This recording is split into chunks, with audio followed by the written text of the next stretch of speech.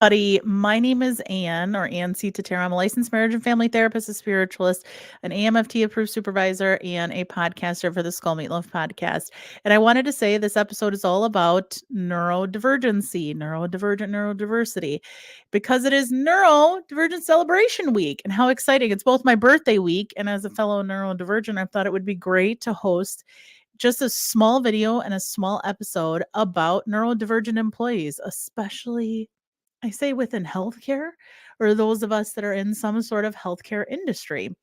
Now, I wanted to first kind of talk about a couple things. You'll actually see on the bottom, it says all streams are educational only. They don't replace medical treatment. I'm not placing to do that. I'm not having any kind of supervisor role, any therapist role, anything. This is just educational only and things to consider. Not telling you what to do. And that's important because one of the things I really try to do on all my platforms is really begin to discuss mindful media. And what that means is that I am one person. Please go out and seek other videos, other information. Harvard Health has things. APA has things. There's a great article called Strengths in Neurodiversity on apa.org. There are great, great things on very reliable and evidence-based places that talk about this a little bit more. So I am one person. So you have a right as a person and to go look it up, and the privilege of the internet to go look it up, right? Or to have access to it. So as we talk about kind of neurodiversity today, we're going to start with the definition. Okay. And it's going to show up on the bottom of the screen right here. Gotta love the multi-stream and getting videos out there. So neurodiversity, it's diversity of all people, often used in context of autism as well as ADHD, attention spectrum disorder, attention deficit hyperactivity disorder, and dyslexia, other neurodevelopmental conditions. It also includes individuals with very, very high anxiety. So it's normally individuals that in somewhere within their brain, in some capacity, the way that it connects in the frontal lobe with executive functioning and certain parts of processing and learning and development, that it works a little bit differently. It's diverse in that way that we work a little bit differently than others. And I am speaking from lived experience myself. I share very openly that I consider myself somebody that is neurodiverse and does have disabilities. I openly share it within my platforms, and I am not ashamed to share it, whether with my supervisees, my clients, obviously, if it's clinically appropriate, and in spaces like this within educational spaces. Now, as we dive in today, I thought that our topic about neurodivergent employees, one of the huge things that I am passionate about is employee advocacy and employee health and being able to it doesn't matter if you're a leader within management with a title or there's somebody like me where I feel like I'm a leader within my team. I have multiple roles that within my organization and outside of my organization that puts me in a place to talk about things that matter.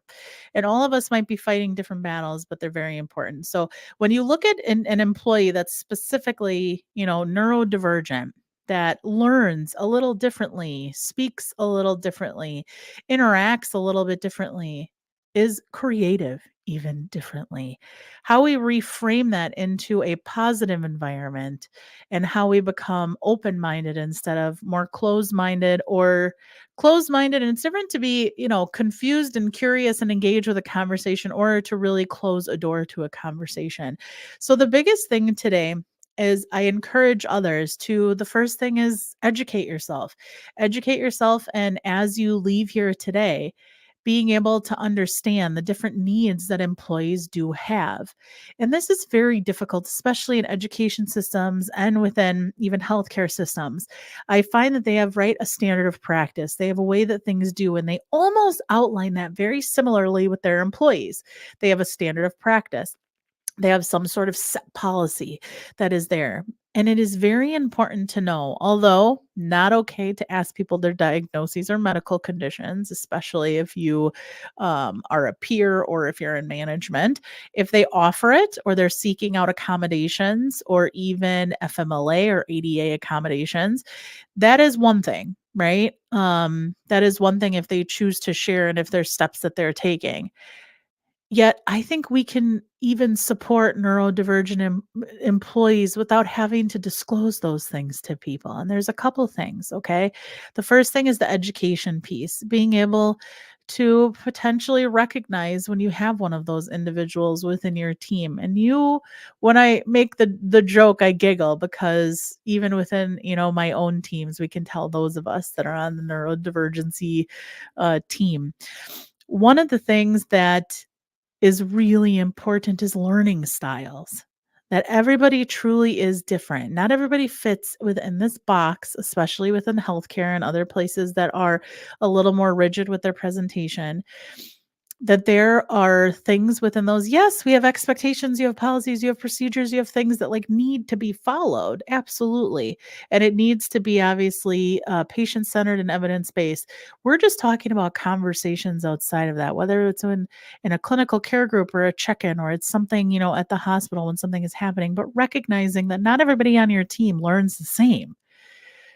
It's not saying providing different things, but one of the things about being a supervisor or manager or even a peer is starting to understand that if whether it's even just physical hearing, we're talking about certain things, but like sometimes people have hearing disabilities, right? They actually have medical things that are going on with them that they might not hear. And there's other that they hear things a little bit differently because their brain does work a little bit differently.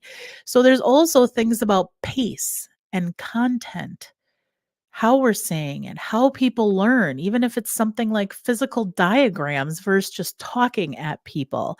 One of the things I did in my live this week is I put up a diagram, a visual while I was talking, right?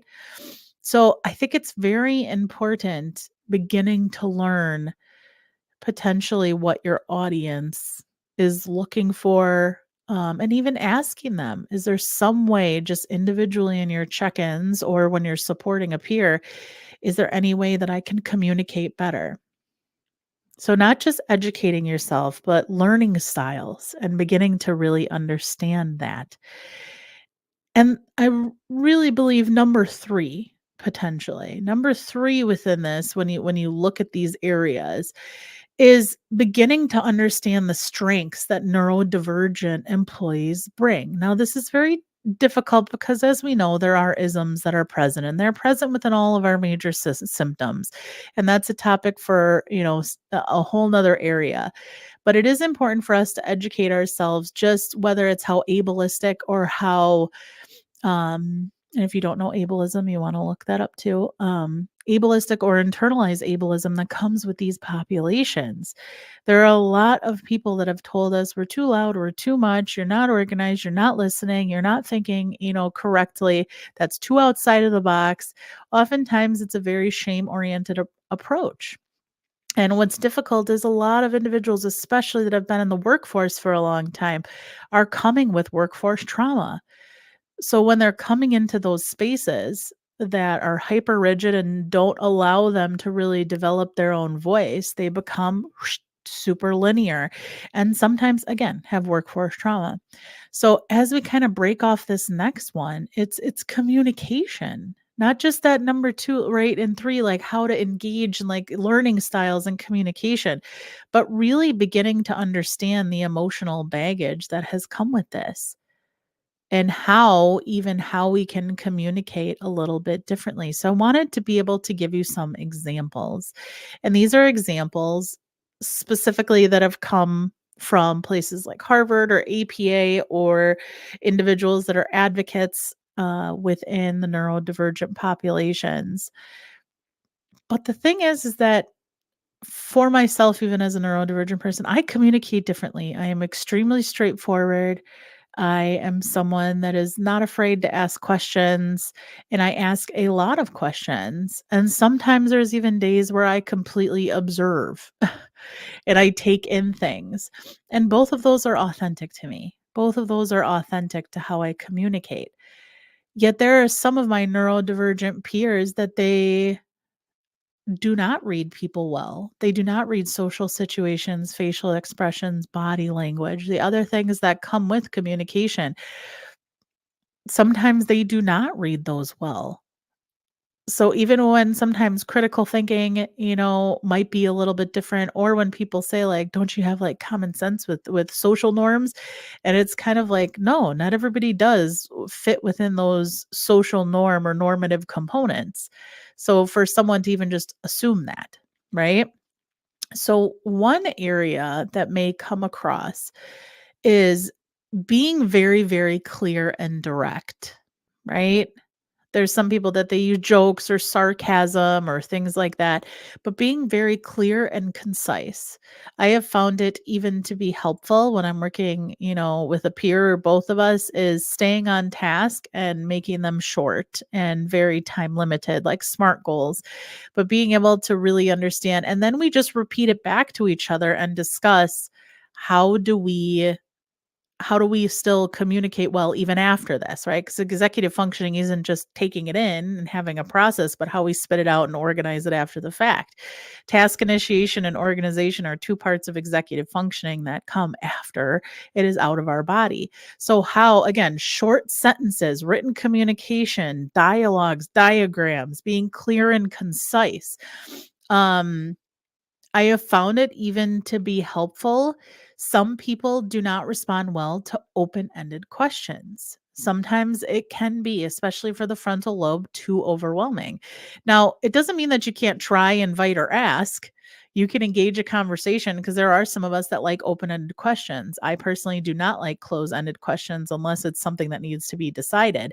So there's some individuals where they might need close ended questions that are shorter, right? That's yes or no questions. Open-ended just means, what sort of feelings and what does that bring up for you versus do you feel sad, right? That sort of thing.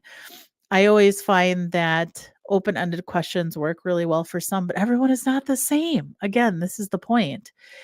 The other thing that is very helpful is working on things like closed caption, other accommodations, ways to record things and re-review them. That's why I didn't do this on live. I wanted to have a space that it was on my platforms that people could go back and watch, and being able to stop, review, to go back. And this is really for managers and organizations.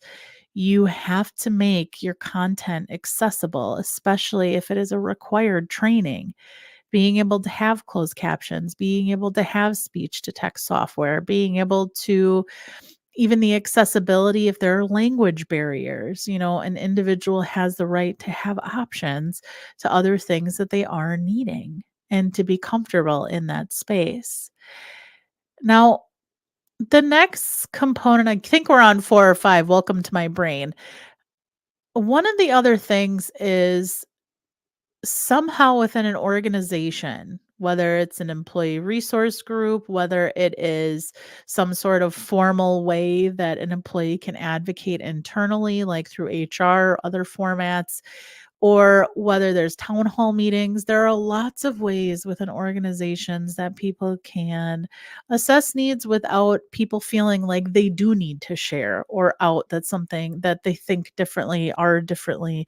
Um, and I just say different for me. These are things that I'm comfortable with. They're not everybody's going to be comfortable with all the phrases that I use, because there are different individuals within different parts of the neurodivergent population that have their own, advocates. So that's kind of another component. But what I was going to say was, from an organizational and strategic planning, is going into those areas that you can help proactively, that you can assess from a DEI perspective or diversity, equity, and inclusion, being able to step back and say to yourself, how do we become more inclusive to these individuals in this population in order to, right, professionally help them develop their future, what they want to do, their future in this company, or again, just professionally, individually, because sometimes someone doesn't or can't stay in one place all the time. So how you can develop, people who are creative and think outside the box and have different views or different things that they go through and do. How do we invite that rather than close the door to that? Now, again, you will often see, and this is just something that I notice.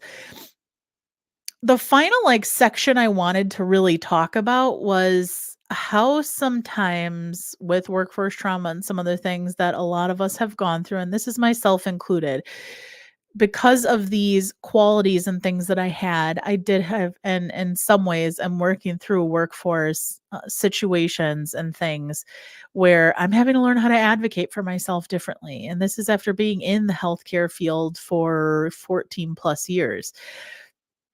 Sometimes people from a neurodivergent population, sometimes individuals, those of us, including myself, are told we're too loud, we're too much, we're too blunt, we're too straightforward, we ask too many questions. And, or if we ask a question again, or if we ask to clarify a question, those sometimes aren't received the best. And it does not feel good when you have a manager or a peer or anybody else not allowing the space to think or be different. And I'm not talking about like being offensive. Again, there's no excuse for that. There's a difference between reasons and excuses. Check out my podcast. I talk about whole sections on that. I am not saying utilizing any diagnosis to step over people, to be abusive, to do anything that breaks policies, that affects patients. We're not talking about that. This is about when you're in safe places and none of those ethical or safety concerns are in consideration. And you are in a space of like how to support individuals that have neurodivergent brains. Now, a lot of us will appear very blunt when we talk. And sometimes that is just a communication component, that is just a cognitive component. And sometimes it's because of needing to sometimes be very blunt instead of, because even for myself, I would over explain myself. I kind of had a lot of workforce trauma where I would explain and I would ask a lot of questions and I would do that. And it was not kind of, it was, I need to say it clearly. It was shamed and I was treated very extremely poorly in a past job. And that really affected me at future jobs because I either like didn't talk or I began to over explain myself. And I would over explain myself in order to fill all the gaps because I had an assumption that other people were going to look at it some way or they were going to perceive it some way. And that became really difficult for me because I would over explain and then I got penalized for over explaining. So it was kind of, and then I felt like I had to explain why that was happening, but didn't want to and didn't want to share my own narrative and didn't feel safe or comfortable to do that. So again, then I was felt silenced again, and then I stopped talking altogether. And then I came to a new organization where I had a manager that, really loved that creative side, loved when I think outside the box. It's another thing. A lot of neurodivergent individuals really think outside the box and think bigger picture, which can be really beneficial to the healthcare system. Yet sometimes when you come in places that have their comfortable kind of in the box attitude, they aren't always open to outside thinkers, right? Trying to like stir the pot or do too much or think too big. And that was definitely feedback, that I got in healthcare. So it was interesting to find my allies, and who I needed to that saw me and it wasn't difficult for them to see me and how to connect to them. Uh, but that is something really that's important to look at is people have their history and things that they come in with. And part of having a good manager, a good leader, a good peer is somebody that can be an ally to you. So instead of, that's what we talked about with perspective taking. Now let's talk it about as a neurodivergent employee, what we can do, what I can do. One, I can advocate and communicate with people, right? I can do that with if it's my choice. I don't need to disclose medical diagnoses. I don't need to share it with everybody. I don't need a trauma dump. That is not a thing. But I can do it professionally and be able to share, a perspective when it's necessary, needed. Um, Part of advocacy is also joining local groups, making sure to look at your organization or potentially talk to them about starting support groups for individuals with disabilities, or even neurodiversity. Um, and all of these really fall under, again, because they're neurodevelopmental, because, mental health, other things. These really are medical conditions and disabilities. And this is a disability right that we, should have the space to talk about these things, especially if it's an equal opportunity employer. The other thing I would say too is look at where you're working and see what they do before you get hired there. Make sure to ask about DEI efforts. Make sure to ask about supports. Make sure to ask about ADA accommodations. Make sure to ask about things that you feel that you're needing for your medical disability and how you could get support in that. And that's like formal support. So this also is kind of not just doing research about the company, but once you're in it, check out the policies. Talk to, which is again, employee can talk to, especially in healthcare, a boss. Like our policy is talk to your boss. It goes to HR and other formats like employee health, et cetera. And then you work through the ADA accommodation process. But there should be a policy out there about how you seek out kind of formal versus informal requests and things that you need. The third thing is thinking about what you do need and versus what you want, right? Need versus want. The biggest thing is educating yourself about ADA accommodations and what some of those ideas are. There are lots of them. So make sure to educate yourself about that and what that looks like and how you can even get help, yourself and some ideas. There are even people that you can sometimes call and communicate with that have been through it before or at other organizations, or it can be an advocate. I know I kind of, when I talked about finding your allies, that is a huge one, is find people who see you, whether it's a peer, colleague, whether it's a manager, somebody that really sees you and it's not difficult for them to see you, that they see you as a creative, straightforward mind, someone with ideas and a lot of ideas that has a systemic process that they think about things rather than seeing you as a problem, seeing you as somebody who's trying to shake up a system, seeing you as somebody that thinks differently. I think that that should be encouraged and not something that should be closed out. And how we can really push through, I think, some of the isms and the ableism that really is intertwined within healthcare that a lot of us advocates have to keep pushing for and towards. Um, the other thing is resources, making sure to look up resources, connect to people, get a community, begin to understand deeply. And again, not just watching this, but getting other opinions and second opinions, having other people around you that truly understand what it's like um, to go through this and to really deeply understand and that do understand what it is like. Not just saying that they do, but really deeply understanding. Now, there is a lot more to this. This was just the tip of the iceberg. This was just a few small things that could really go into how to improve, I think, healthcare, how to improve, I say healthcare innovation, quality improvement, performance improvement, especially for neurodivergent employees, and how to get them in spaces where they can grow, succeed, and away from isms, workforce trauma, and having difficulty or having even difficulty moving up within organizations because of those misunderstandings and because of DEI perspectives that aren't being pursued or looked at. So it's very important, again, not reasons versus excuses, right? There is an important thing where we have to look back and observe both sides and all sides. And I know this is not something that's overnight, but as it's neurodivergent, celebration week, I wanted to take a few minutes to show my support for fellow neurodivergents, especially in the workforce, and how we can move forward. I wanted to end the time, that's the educational part. I wanted to end the time just with a little lived experience, okay? A little lived experience, specifically with internalized ableism, because that is something, and that should be in a topic all in itself.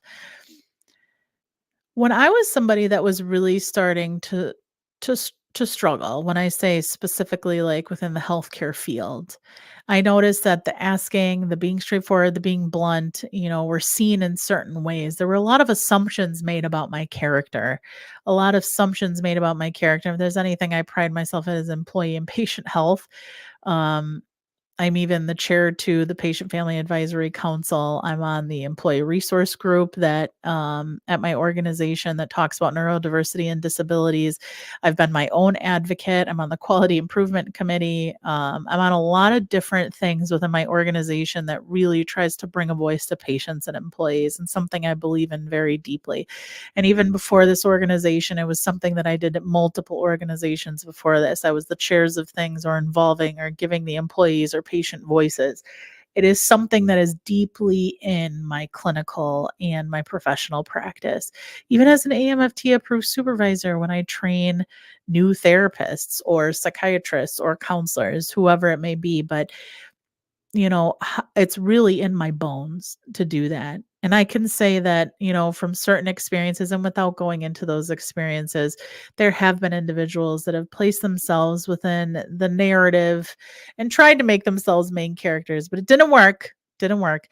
Um, because we decide if things impact us versus affect us. And I've been impacted by things, but I refuse to let these individuals affect me deeply and to continue to do that. But there is something that happened is because of the isms and everything that's happened in culture and because of all the things outside of me, regardless of what I was doing, I was still having a lot of difficulty getting my voice heard or seen. And I was doing it professionally, and other people around me were, kind of saying, whether about leadership roles or other things. And it became really difficult because I turned on myself and I really said, like, what am I not doing? And that's what shame and internalized ableism does is there's more that I need to do.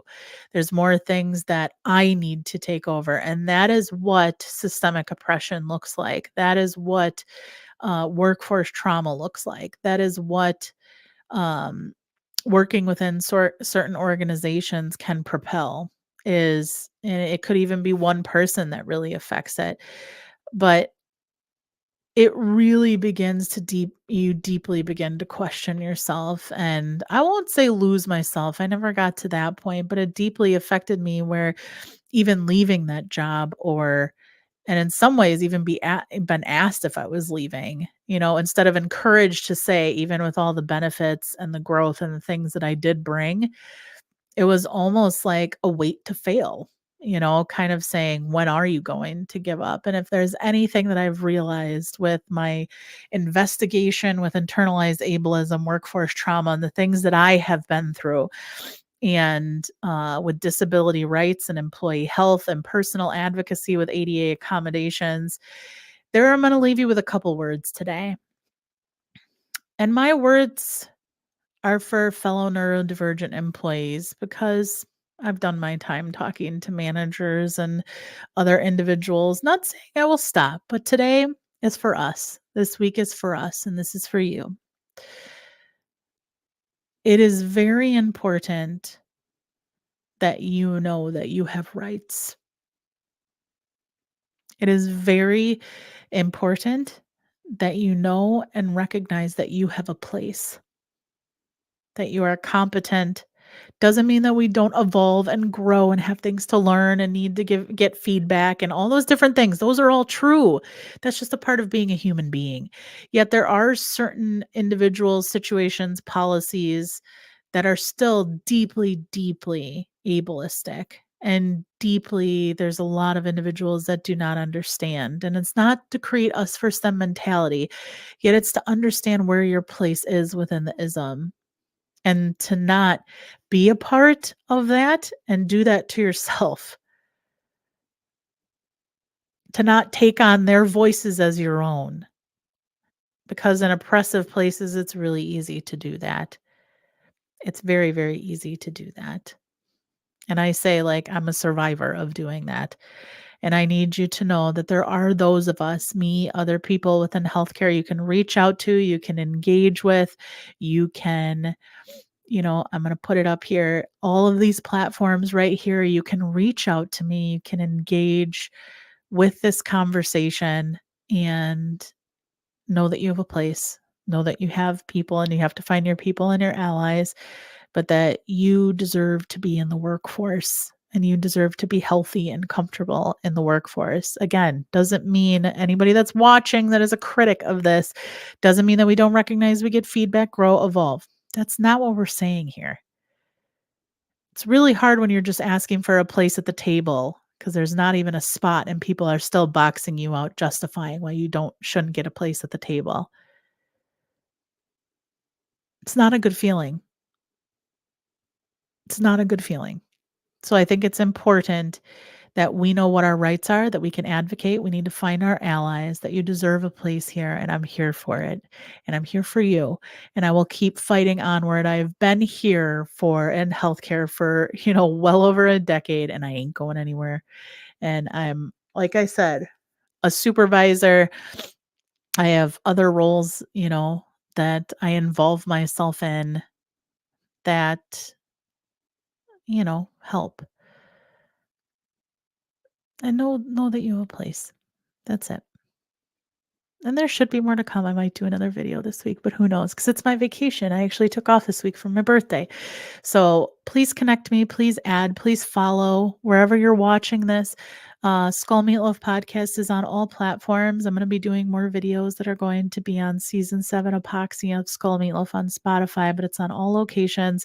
I multi-stream every single Sunday at 8 p.m. except this Sunday, which is March 24th. I won't be because my nephew's going to be here for our birthday weekend. But I absolutely 8 p.m. Central every single Sunday, I go live with different topics about health and wellness and all those different things. Connect to me on anywhere from, it says all platforms, but LinkedIn, X, Facebook, Instagram, Twitter. I have lots of them, but I'm on all those. I'm no longer active on the Clock app, but I am on there too. You can watch my old videos. I decided to focus on my multi-streaming and other platforms. So please make sure to connect to me and connect to other people and make sure to give a follow. And as I say at the end of my podcast, one of my favorite things to say is, as always, evolve and heal on, my friends. Evolve and heal on. And heal any way you know how, at any pace. Just keep evolving. And we'll talk to you soon. Take care.